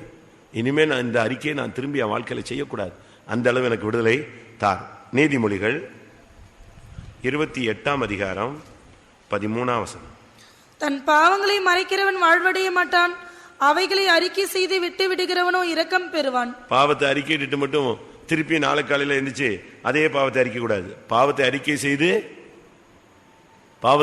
செய்து விட்டு விடுகிறவனோ. அறிக்கையோடு சேர்ந்து ஒரு தீர்மானம் எடுக்கணும். இனி வேண்டாம் சுவாமி, நான் கேவலப்பட்டது போதும், அவமானப்பட்டது போதும், இனி இந்த பாவம் என் வாழ்க்கையில் என்ன செய்யக்கூடாது, வரவே கூடாது, வேண்டாம், நான் இனிமேல் இந்த காரியத்தில் தலையிட மாட்டேன், இன்னைக்கோட நான் முடிவு எடுத்துட்டேன். தமிழ்ல சொல்லுவான், நல்ல மாட்டுக்கு ஒரே சூடு தான். அதுபோல நம்ம ஆண்டோடைய சமூகத்தில் சுவாமி வேண்டவே வேண்டாம், நான் பட்டது போதும், இனி நான் இப்படிப்பட்ட காரியங்களை தலையிட மாட்டேன், நான் விட்டுறேன், போதும். சபையில் கேவலப்பட்டு கொஞ்சம் குறைய சபையிலும் சங்கத்திலும் நான் என்ன செஞ்சிட்டேன், அவமானப்பட்டு விட்டேனே. ஒருத்தன் சொல்றான், கொஞ்சம் குறைய நான் எல்லாரும் முன்னாலேயே நெஞ்சிட்டேன், அவமானப்பட்டு போயிட்டேன். நீதிமொழிகள் அறிக்கை செஞ்சு விடலன்னு சொன்னா நீ கொஞ்ச நாள் கழிச்சு இந்த வசனத்தை சொல்லுவ. நீதிமொழி 5:12-13. ஐயோ, போதகத்தை நான் வெறுத்தேனே, கடிந்து கொள்ளுதலை என் மனம் அலட்சியம் பண்ணினதே, என் போதகரின் சொல்லை நான் கேளாமலும் எனக்கு உபதேசம் பண்ணினவர்களுக்கு என் செவியை சாயாமலும் போனேனே. சபைக்குள்ளும் சங்கத்துக்குள்ளும் கொஞ்சம் குறைய எல்லா தீமைக்கும் உள்ளானே என்று முறையிடுவாய். இப்ப நான் சொல்ற அறிக்கையெல்லாம் நீ கரெக்டா கேட்டு கிளியர் பண்ணி அதை விட்டு விடலைன்னா இன்னும் கொஞ்ச நாள் கழிச்சு, ஆமா பாஸ்டர் சொன்னாரு, இப்ப கேவலப்பட்டு போச்சு, சபையில கேவலப்பட்டு போச்சு, குடும்பத்துல கேவலப்பட்டு போச்சு அப்படின்னு நீ சொல்லுவ. அதனால அறிக்கை செய்யும் போது நெஞ்சிரு விட்டுரு, இன்னையோடு அந்த காரியங்களை விட்டுட்டு அறிக்கையிடு. ஆண்டவரே இனிமே அப்படி செய்ய மாட்டேன். தானியேல் 9ஆம் அதிகாரம் 4ஆம் வசனம். என் தேவனாகிய கர்த்தரை நோக்கி ஜெபம் பண்ணி பாவ அறிக்கை செய்து. ஜெபம் பண்ணி கொஞ்ச நேரம் ஜெபம் பண்ணு. ஏன் இப்படிலாம் நடந்துச்சு? நீ கொஞ்ச நேரம் உட்கார்ந்து அப்படியே ஜெபம் பண்ணும்போது தான் உன் குறை என்னன்னு தெரியும். உன்னுடைய வேகம் என்ன, உன்னுடைய புத்தியின் என்ன, உன்னுடைய மதியின் என்ன, நீ இந்த இடத்துல என்னென்ன காரியங்கள் செஞ்சு கொஞ்ச நேரம் ஜெபிக்கிறதுக்கு டைம் கொடுத்துட்டே இருக்கணும். ஜெபிக்கணும். உட்காந்து ஜெபிக்கும் போது உனக்கு கிளியர் ஆயிடும். அப்ப ஆட்டோமேட்டிக்கா உனக்குள்ள இருக்கிற பாவம்லாம் என்ன செய்யணும், அடுத்த ஸ்டெப்புக்கு வெளியே வரும். அப்ப நீ அறிக்கையிடணும். அழுது அறிக்கையிடுதல், அறிக்கையிட்டு பணிந்து கொள்ளுதல், விட்டு விடுகிற ஒரு அறிக்கை, அடுத்து ஜெபித்த அறிக்கை. அடுத்து யோசுவா 7ஆம் அதிகாரம் 19ஆம் வசனம். அப்பொழுது யோசுவா ஆகானை நோக்கி, மகனே, நீ இப்பொழுது இஸ்ரவேலின் தேவனாகிய கர்த்தரை மகிமைப்படுத்து. அவருக்கு முன்பாக அறிக்கை பண்ணு. நீ செய்ததை எனக்கு சொல்லு. பாத்தீங்களா? அதை எனக்கு ஒழிக்காதே. நான் பேசிட்டு இருக்கேன். அவன் சொல்றான், மகனே, எனக்கு முன்பாக இஸ்ரவேலின் தேவனை என்ன செய்ய, நீ மகிமைப்படுத்து. அதாவது அறிக்கைன்னு சொன்னா ஒரு பெரிய கஷ்டத்தோடு நீங்க செய்யக்கூடாது. அறிக்கையை நீங்க கரெக்டா செஞ்சீங்கன்னா அதுல தேவனுடைய நாமம் என்ன செய்யுது, மகிமைப்படும். ஆண்டோடைய நாமம் மகிமைப்படணும். நீ போய் ஒருத்தன் ஒப்புரவாயிட்டுனா சத்துரு தோற்கடிக்கப்பட்டுருவான். 10 வருஷம் 8 வருஷம் பேசாத ஆள்கிட்ட போய் நீ ஒப்புரவாயிட்டுனா பிசாசு தொலைஞ்சா அன்னைக்கு. அப்ப எல்லாருக்குமே ஆச்சரியமா இருக்கும். அந்த இடத்துல தேவனுடைய நாமம் என்ன செய்யும், மகிமைப்படும். பரவாயில்ல, இப்படி ஒரு அற்புதம் நடந்துருச்சு. அதனால இந்த விஷயத்துல ரொம்ப கவனமா இருக்கணும். நம்முடைய அறிக்கையில தேவன் பார்த்துக்கிட்டே இருப்பார். அடுத்து நெகேமியா 9ஆம் அதிகாரம் 2ஆம் வசனம்.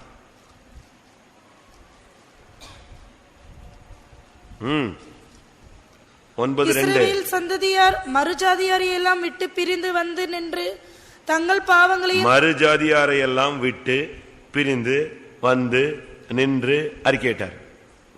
விடணும், பிரிஞ்சு வெளியே வரணும். அதுலயே வச்சுக்கிட்டு அதே பாவத்தை வச்சுக்கிட்டு கர்த்தருக்கு ஸ்தோத்திரம், நான் பேசுனதெல்லாம் தப்பு, திருப்பியும் போய் அதே பேச்சு பேசிக்கிட்டு இருந்தீங்கன்னா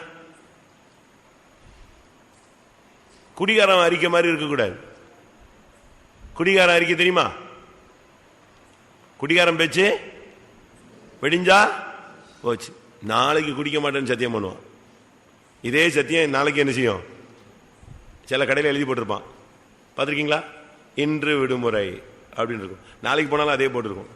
கடை ஏற்கனவே பூட்டியாச்சு, ஆனா போட்டிருக்கு போர்டு என்னது, இன்று விடுமுறை. அடுத்த நாள் போய் பார்த்தா அங்கே அதே போர்டு தான் இருக்கும். இன்னைக்கு இதே மாதிரி இருக்கக்கூடாது. குடிகார அறிக்கை மாதிரி, தேர்தல் அறிக்கை மாதிரி உங்களுடைய என்ன செய்யக்கூடாது, பாவ அறிக்கை இருக்கக்கூடாது. கிளியரா பிரிந்து மரிஜாதியாரை விட்டு பிரிந்து வந்து நின்று அறிக்கையிடு. அன்னைக்கு இஸ்ரவேல் ஜனங்கள் மிக்ஸ் ஆயிட்டாங்க. மற்றவங்கள்ட்ட பேசுறது, சிரிக்கிறது, பல தாரங்கள், பல பெண்கள், பல உறவுகள், தொடர்புகள், இப்படி ஒரு ட்ராக் மாறி போயிட்டாங்க. இப்ப அவங்கள கிளியர் பண்றதுக்காக எஸ்ரா நெகேமியாலாம் உள்ள இறங்கியிருக்கான். அப்ப அவன் சொன்னா, முதலாவது மறுஜாதியில யாரெல்லாம் மிக்ஸ் ஆயிருக்கோ அவெல்லாம் வெளியே வான்னு சொன்னான். அப்பதான் அந்த ஜனங்கள்ல ஒரு குரூப் வந்து அந்த மறுஜாதியார பெண்களை விட்டு பிரிந்து வந்து நின்று என்ன செஞ்சாங்க, இந்த வருஷத்துல உனக்கு ஏதாவது தவறான தொடர்பு, பழக்க வழக்கங்கள், ஏதாவது கெட்ட பழக்க வழக்கங்கள் வந்துருந்துச்சுன்னா இன்னையோடு அதை விட்டு பிரிஞ்சு வந்து அறிக்கையிடு. ஆண்டவரே, அடுத்த வருஷத்துல இப்படிப்பட்ட தொடர்பும் வேண்டாம், உறவும் வேண்டாம், கேவலம் வேண்டாம், எனக்கு மான மரியாதை போனதும் போதும், இனிமேல் நான் உனக்கு உண்மையா இருப்பேன். அழுது அறிக்கையிடு. பாவ அறிக்கையிடும் போது அழுக வரணும். இருதயம் நொறுங்குண்டவர்களுக்கு தேவன் சமீபமாய் இருக்கிறார். தேவனுக்கு இருக்கும் பலிகள் நொறுங்குண்டதும் நறுங்குண்டதுமான ஆவி. அழுது பணிந்து ஜெபித்து மகிமைப்படுத்தி விட்டு விட்டு பிரிந்து வந்து நின்று நீ அறிக்கை. சரி, இப்படி அறிக்கையிட்டால் என்ன கிடைக்கும்? விதைச்சா அறுக்கணும் இல்லையா? விதைச்சா அறுக்கணும். அப்ப அறிக்கையிட்டா நமக்கு தேவன் என்ன தர்றார்? 1 யோவான் 1ஆம் அதிகாரம் 9ஆம் வசனம். நம்முடைய பாவங்களை நாம் அறிக்கையிட்டால் பாவங்களை நமக்கு மன்னித்து எல்லா அநியாயத்தையும் நீக்கி நம்மை சுத்திகரிப்பதற்கு அவர் உண்மையும் நீதியும் உள்ளவராய் இருக்கிறார். அறிக்கையிட்டா அவர் என்ன செய்யறாரு? நமக்கு கிடைக்கிறது என்னது? மன்னிப்பு, ஒரு சுத்திகரிப்பு. கரெக்டா அறிக்கையிட்டீங்கன்னா மன்னிச்சிட்டார், அவ்வளவுதான், முடிஞ்சு போச்சு. அந்த பெண் வந்து இயேசுவின் பாதத்தை அழுது கண்ணீரினால் நனைத்து தன்னுடைய தலைமயிரினால் என்ன செய்தாள்? துடைத்தாள். அவருடைய பாதங்களை முத்தம் செய்தாள். அன்னைக்கு அவளுக்கு கொடுக்கப்பட்ட வார்த்தை என்ன செய்யுமா? இவள் செய்த அநேக பாவங்கள் இவளுக்கு என்ன செய்யப்பட்டது? மன்னிக்கப்படும். அழுகையோடு நீங்க அறிக்கையிட்டீங்கன்னா இன்னைக்கு கர்த்தர் உங்களுக்கு முடிஞ்சு போகும்போது சொல்வார், மகனே உன் பாவம், மகளே உன் பாவம் மன்னிக்கப்பட்டது. க்ளோஸ் பண்ணிப்பார். ஒரே வார்த்தை தான். அந்த திமிர்வாதக்காரனை போய் அவன் இயேசுவுக்கு முன்னால அப்படியே கட்டில கட்டி கீழே இறக்குனாங்க. அவனை பார்த்து இயேசு சொன்னாரு, மகனே உன் பாவம் மன்னிக்கப்பட்டது. ஒரே வார்த்தை. திமிர்வாதம் ஓடியே போயிடுச்சு. பாவ மன்னிப்புல வியாதி சுகமாயிடும். பாவ மன்னிப்புல பிசாசு நியாயம் தீர்க்கப்படும். பாவ மன்னிப்புல உன் மனப்போராட்டம் நீங்கிரும். ரொம்ப கவனம். அதனாலதான் அறிக்கை கரெக்டா இருந்தா டக்குன்னு கர்த்தர் உன்னை நெஞ்சிருவாரு, மன்னிச்சிருவார். அடுத்து அநியாயத்தை நீக்குகிறார். அதே வசனம் திரும்ப வாசிங்க. நம்முடைய பாவங்களை நாம் அறிக்கையிட்டால் பாவங்களை நமக்கு மன்னித்து எல்லா அநியாயத்தையும் நீக்கி நம்மை சுத்திகரிப்பதற்கு எல்லா அநியாயத்தையும் நீக்குகிறார். நமக்குள்ள இருக்கிற அநியாயமான காரியங்கள், நியாயத்துக்கு புறம்பான காரியங்கள் எல்லாம் அறிக்கையிட்ட உடனே நம்மளை விட்டு நீங்கிருது, சுத்திகரிச்சிடுறார். அடுத்ததாக சங்கீதம் 51:4 நம்ம அறிக்கையிட்டா அவருடைய பரிசுத்தம் விளங்கும். தேவரீர் ஒருவருக்கே விரோதமாக நான் பாவம் செய்து உமது கண்களுக்கு முன்பாக பொல்லாங்கானதை நடப்பித்தேன். நீர் பேசும்போது உம்முடைய நீதி விளங்கவும் நீர் நியாயம் தீர்க்கும் போது உம்முடைய பரிசுத்தம் விளங்கவும் இதை அறிக்கையிடுகிறேன். பாத்தீங்களா, நீ அறிக்கையிடும் போது பரிசுத்தம் விளங்க ஆரம்பிக்கும். இப்ப என்ன பரிசுத்தம் ஸ்டார்ட் ஆகுது. அறிக்கை செஞ்ச உடனே அந்த பாவம் மன்னிக்கப்பட்டு உனக்குள்ள பரிசுத்தத்தை கர்த்தர் விளங்க செய்கிறார். இனிமே உன்னுடைய சிந்தையில, எண்ணங்கள்ல, தோற்றங்கள்ல இது தவறுங்கிற ஒரு தெளிவான அறிவு உனக்கு கிடைச்சு பரிசுத்தத்தை குறித்த ஒரு வெளிச்சம் உனக்கு என்ன செய்து உண்டாகுது. ஒன்று மன்னிக்கிறார், அநியாயத்தை நீக்கி சுத்தி இருக்கிறார், அடுத்து பரிசுத்தத்தை விளங்க வைக்கிறார். நீதிமொழி 28:13 படி தன் பாவங்களை அறிக்கை செய்து விட்டு விடுகிறவனோ இரக்கம் பெறுவான். பாவத்தை அறிக்கையிடுங்க, கர்த்தர் உங்களுக்கு இரக்கம் செய்வார், இரக்கம் பாராட்டுவார். நீ உன்னுடைய பாவத்தை அறிக்கை செஞ்சு விட்டுரு. ஆண்டவரே நான் இப்படி செஞ்சுட்டேன், இப்படிப்பட்ட சூழ்நிலை சிக்கிட்டேன், உனக்கு இரக்கம் கிடைச்சதுன்னா இனி நீ பாவம் செய்ய மாட்டாய், இரக்கம் கிடைக்கும். அடுத்ததாக தானியேல் 9:20. தானியேல், இப்படி நான் சொல்லி ஜெபம் பண்ணி என் பாவத்தையும் என் ஜனமாகிய இஸ்ரவேலின் பாவத்தையும் அறிக்கையிட்டு என் தேவனுடைய பரிசுத்த பர்வதத்துக்காக என் விண்ணப்பத்தை என் தேவனாகி கர்த்தருக்கு முன்பாக செலுத்திக் கொண்டிருந்தேன். அப்படி நான் ஜெபம் பண்ணி கொண்டிருக்கும் போதே முதல் தரிசனத்தில் நான் கண்ட புருஷனாகி காபிரியேல். கரெக்டா நீங்க பாவ அறிக்கை செஞ்சீங்கன்னா மறுபடி உங்களுடைய வரங்கள் வல்லமைகள் எல்லாம் வேலை செய்யும். அது இந்த பாவம் ஊற்று கண்களை மண்ணலி போட்டு தூர்த்து போட்ட ஒரு அனுபவம். சில தவறுகள் நடந்த உடனே சில வரங்கள் வேலை செய்யாது. தீர்க்கதரிசனம் வராது, அபிஷேகம் வராது, தரிசனம் வராது, வெளிப்படுத்தல் வராது, ஒரு தெளிவு வராது, ஊழியம் செய்யணும்னு மனசாட்சி வராது, ஒரு உற்சாகம் வராது. இந்த பாவத்தை அறிக்கை இட்டுட்டீங்கன்னா மறுபடியும் இந்த தரிசனம் எல்லாம் என்ன செய்யும்? வந்துருச்சு. அவன் சொல்றான் பாத்தீங்களா, நான் இப்படி அறிக்கை செய்து எல்லாவற்றையும் நான் ஜெபம் பண்ணி கொண்டிருக்கும் போதே எனக்கு என்ன கிடைச்சிருச்சு? 20 அறிக்கை இட்டேங்கிறான்.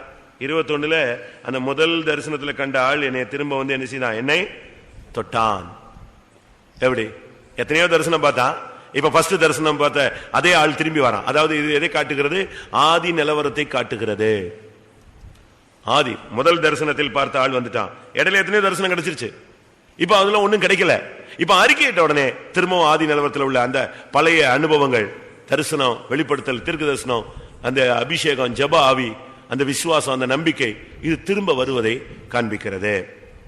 அடுத்து யாக்கோபு 5:16 அறிக்கையிட்டால் சுகம் கிடைக்கிறது.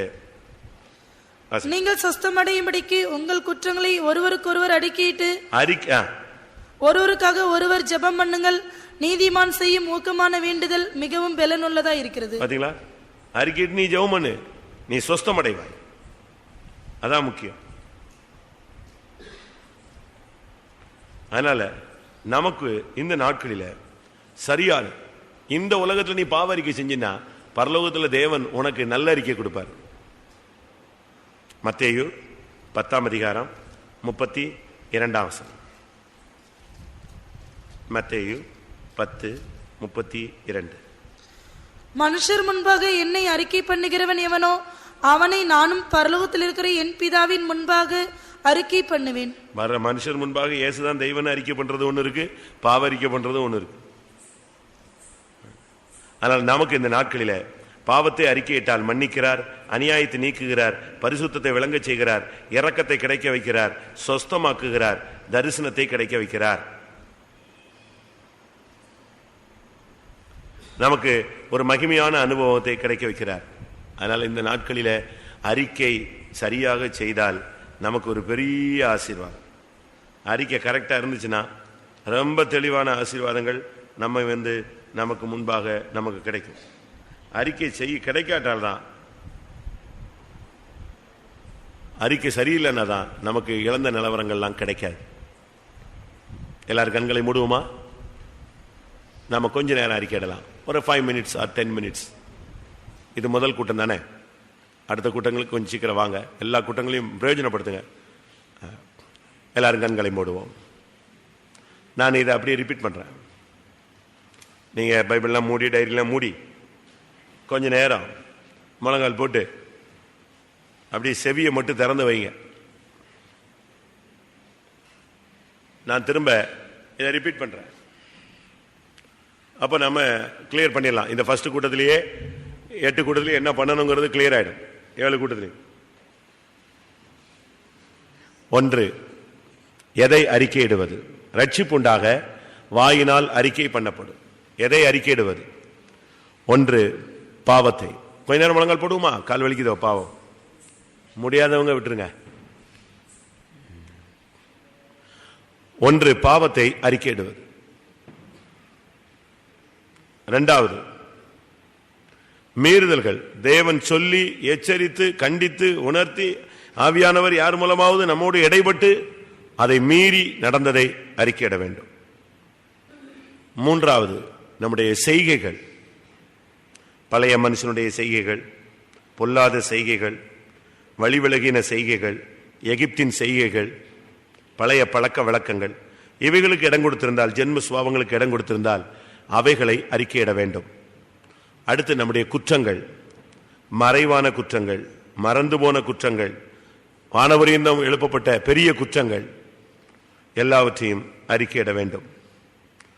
அடுத்ததாக யாரிடத்துக்கு விரோதமாய் நாம் செயல்பட்டோமோ அந்த குறிக்கப்பட்ட நபரிடத்தில் போய் நம்முடைய குறைகளை அறிக்கையிட வேண்டும். ஆமென். சும்மா பேருக்கு ஏதோ கடமைக்காக மன்னிச்சுக்கோங்கன்னு சொல்றதல்ல, எதையோ பார்த்துட்டு யாரையோ பார்த்துட்டு மன்னிப்பு கேட்கறதல்ல. அழுது பணிந்து ஜெபித்து மகிமைப்படுத்தி விட்டு விட்டு நின்று பிரிந்து வந்து நின்று இனிதான் நீங்க ஒரு தீர்மானம் எடுக்கணும். இனிமே இதை செய்ய மாட்டேன், இனி இது எனக்கு வேண்டாம், போதும், அவமானப்பட்டது போதும், அனுபவிச்சது போதும், கிருபை இழந்தது போதும், நன்மை இழந்தது போதும், ஆண்டவரே நான் எல்லாத்தையும் விட்டுறேன். நீயே ஒரு தீர்மானம் எடு. ஹல்லேலூயா, ஆமென். அழுகையோடு அறிக்கையிடுவோம், விட்டு விட்டு அறிக்கையிடுவோம். அறிக்கை தேவனை மகிமைப்படுத்துவதா இருக்கட்டும். இன்னைக்கு நல்ல ஒரு தீர்மானம் எடுக்கணும். உன்னைய கண்டிக்கிறதுக்கு ஆள் இல்லைன்னு நினைக்க கூடாது, உன்னை சீர்படுத்த ஆள் இல்லைன்னு நினைக்க கூடாது. நீ பல காரியங்களை செய்தாய். ஆண்டவர் சொல்லுகிறார், நான் வெகு காலம் மௌனமாய் இருந்தேன், கேளாதவன் போல் பாராதவன் போல் இருந்தேன், ஆனால் ஒவ்வொன்றையும் உன் கண்முன் கொண்டு வந்து நிறுத்துவேன். அப்படி நாம் அப்படி ஒரு நிர்பந்தமான நிலவரத்துக்கு போய்விடக்கூடாது. சரியான அறிக்கை நீயும் நானும் செய்யும் பொழுது கர்த்தர் நம்மை மன்னிக்கிறார், அநியாயத்தை நீக்குகிறார், இரக்கத்தை கட்டளையிடுகிறார், சுகத்தை கட்டளையிடுகிறார். நம்முடைய அறிக்கை பரிசுத்தத்தை விளங்க செய்யும். எல்லாவற்றுக்கும் மேலாக அறிக்கை இழந்து போன ஆசீர்வாதங்களை ஆதி நிலவரத்துக்கு நம்மை திருப்பி கொண்டு வரும். கர்த்தாவே, இந்த நாட்களிலே இப்படிப்பட்ட ஒரு அறிக்கையை செய்ய என்னையும் என்னுடைய சபையாரையும் பலப்படுத்தும். எல்லாரும் போராடுவோம். ஹல்லேலூயா. ஒரு 5 நிமிடம் அப்படியே இந்த அறிக்கை நம்மளுக்குள்ள வேலை செய்யட்டும். ஹல்லேலூயா, ஹல்லேலூயா.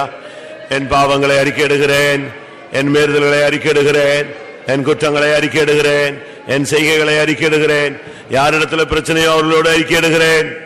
ஆண்டவரே, ஹல்லேலூயா, உம்மை பணிந்து அறிக்கையிடுகிறேன், அழுகையோடு அறிக்கையிடுகிறேன், விட்டு விட்டு அறிக்கையிடுகிறேன். ஹல்லேலூயா. விட்டு பிரிந்து வந்து நின்று அறிக்கையிடுகிறேன்.